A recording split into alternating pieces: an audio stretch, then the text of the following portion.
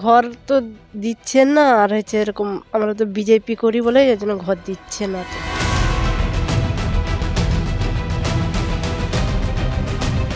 দলের রং দেখে প্রধানমন্ত্রী আবাস যোজনার ঘর দেওয়ার অভিযোগে একাধিকবার উঠেছে শাসক দলের বিরুদ্ধে। এবারও বিজেপি করার অপরাধে আবাস থেকে বঞ্চিত পূর্ব মেদিনীপুর পাঁশকুড়া ১ নম্বর গ্রাম পঞ্চায়েতের বেশ কয়েকটি পরিবার।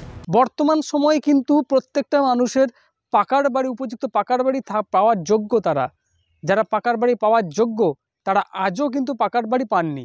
অর্থাৎ মাটির দেওয়াল ফাটাফুটি দেওয়াল, ভাঙা টালির ছাউনির মধ্যেই তাদের থাকতে হচ্ছে। তাদের অপরাধটা কি? তারা বিজেপি করে বলেই কিন্তু সেই সাধারণ খেটে খাওয়া মানুষগুলোকে বঞ্চিত করা হচ্ছে। তারা বঞ্চিত হচ্ছেন, তারা আবাস যোজনার বাড়ি পাচ্ছেন না। বাড়ি না পুরো বাড়ি দেখলে বোঝা দেয়। মাঠের দেওয়ালের ঘেরা ত্রিপল টাঙানো ছোট্ট টালির ঘর, চতুর্দিক ফাঁক ফোকরে ভরা। মাথা নুইয়ে ঢুকতে হয় সেই ঘরে। হাড় কাঁপনের শীতে অ্যাডবেস্টাস ত্রিপল ভেদ করে প্রবেশ করে সে ঠান্ডা হাওয়া। ঝড় বৃষ্টিতে ঢুকে যায় বৃষ্টির জল। বাধ্য হয়ে আশ্রয় নিতে হয় তাদের স্কুল বাড়িতে। চাষাবাদ করে কোনো রকমই দিন কাটে। এমন পরিস্থিতিতে তাদের স্বপ্ন ছিল একটা ছোট্ট পাকা বাড়ির, কিন্তু বিজেপি করার অপরাধে তাও যেন অধরাই রয়ে গেল। অভিযোগ প্রশাসনের কাছে বহুবার আবেদন করেও মিলছে না সাড়া। অনেক কষ্ট করে আছি বাড়িতে, বাড়ি ভেঙে যাচ্ছে, আর বিজেপি করি ওই জন্য বাড়িটা। বিজেপি করেন বলে দেয়নি না। কি চাইছেন এখন আপনি? এখন বাড়ি একটু দিতে হবে। কজন থাকেন বাড়িতে? তো একা, ছেলেটা বাইরে মানে এই কাজে গেছে আর কি, ফুলের কাজে। প্রচুর কষ্টের মধ্যে আছি। ঠান্ডায় থাকেন কিভাবে? ঠান্ডায় আর কি করবো, যা হোক আছি, খুব কষ্টের মধ্যে আছি। বহুদিন থেকে আবেদন করতেছি আমরা, অনেক করে আবেদন করেও কিছু শুরু হয়নি, আমরা ঘরেও পাইনি।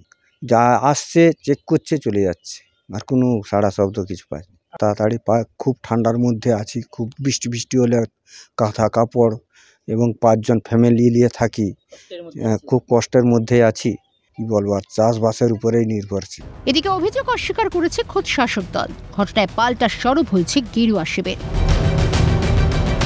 এখানে বিজেপি, তৃণমূল, কংগ্রেসের মমতা ব্যানার্জির সরকার দুয়ারে সরকার বসিয়ে সব রকম সুযোগ সুবিধা দিচ্ছে, প্রশাসনদেরকে বাড়িতে বাড়িতে পাঠাচ্ছে। তো এই ক্ষেত্রে যে অভিযোগ করছে সে অভিযোগ সর্বস্বভাবে মিথ্যা। মমতা ব্যানার্জি সবাইকে চোখে সমদৃষ্টিতে দেখেন আমাদের বাংলার মুখ্যমন্ত্রী। এটাই কথা বলবো যে যেখানে সরকারি প্রকল্প নরেন্দ্র মোদীজির যে প্রকল্পগুলো তৃণমূলও পাচ্ছে, সিপিএমও পাচ্ছে, বিজেপিও পাচ্ছে, সেখানে ওইরকম নোংরা রাজনীতি না করে যাতে সকলে পায়, সেটাই আমি তৃণমূল নেতৃত্বের কাছে আবেদন রাখবো।